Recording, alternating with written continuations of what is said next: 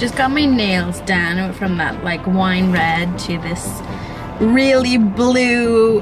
What's the color name? It was,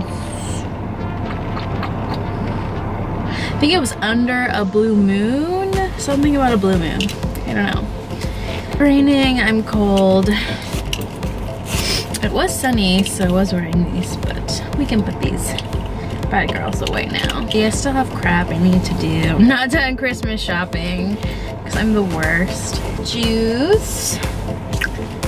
This really orange juice. It's carrot, apple, and orange.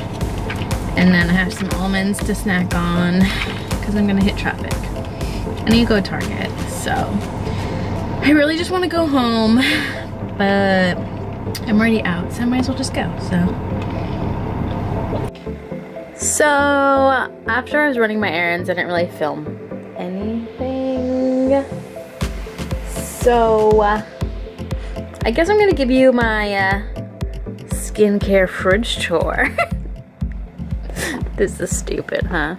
A little side thing, I put like eye cream, this serum for your eyes, my retinol cream, a couple of these like iPads masks I have in here,